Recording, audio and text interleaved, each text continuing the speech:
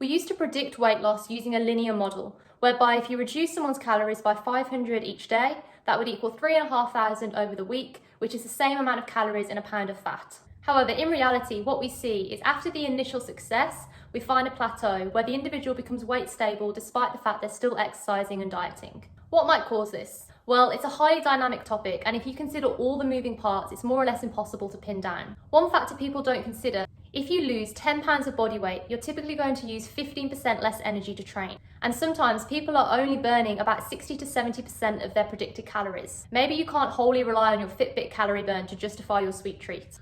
Another factor: as you lose weight, your resting metabolic rate, or RMR, will reduce. Therefore, you need to regularly recalculate your RMR to see how many calories you should be eating at that time. The traditional blanket rule of putting someone in a 500 calorie deficit is largely flawed. New theories have been suggested, such as that by Kevin Hall, who postulates that you should reduce your calorie intake by 55 calories per pound of weight that you want to lose. So if you wanted to lose 5 pounds of weight, you should energy restrict by 275 calories each day.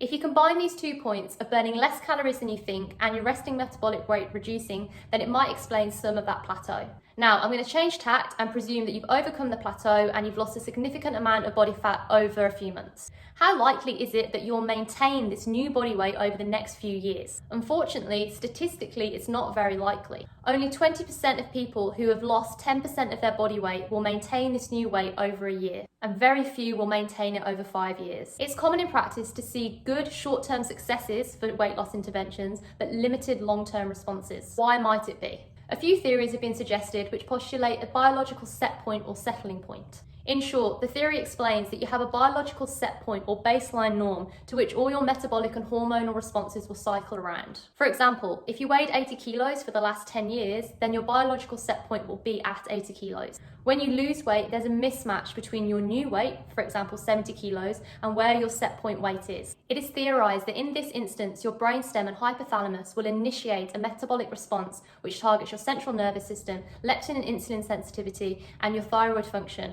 which aims to diminish the imbalance. In other words, the body kickstarts defensive mechanisms, such as making you hungrier, to make you regain the weight and get back up or exceed your biological set point. This is a bitter pill to swallow for individuals who have worked really hard to lose weight and then have slowly crept back up. In fact, it's been found that even a year after weight loss, hormonal drive still exists that are favouring weight gain in these individuals. So what can you do? Again, this is a highly dynamic and relatively novel topic, and there isn't a whole lot of research that's been done in humans. Personally, I think being aware and understanding the potential biological mechanisms that might fight against you is really useful to keep you headstrong against any possible cravings. It's also clear that even after weight loss, a much lower calorie intake is needed to stay weight stable and to prevent weight gain. Some research has suggested 170 calories lower than your old weight maintenance goal would be a good place to start. Although drastic weight loss strategies are useful in the short term, they have a dramatic effect on your resting metabolic rates and your theorized hormonal set points, meaning the results are difficult to maintain. Certainly, if you've got a lot of weight to lose or an approaching deadline such as a wedding, then a dramatic weight loss strategy might be your go-to. But if you're not in a rush or you've only got a modest amount of weight to lose, my advice will be to do this more slowly, at about half a kilo a week. Personally, I found although this might be slower, it's often more positive in the long run, and developing long-lasting healthy habits is the best way to maintain a healthy weight in the future.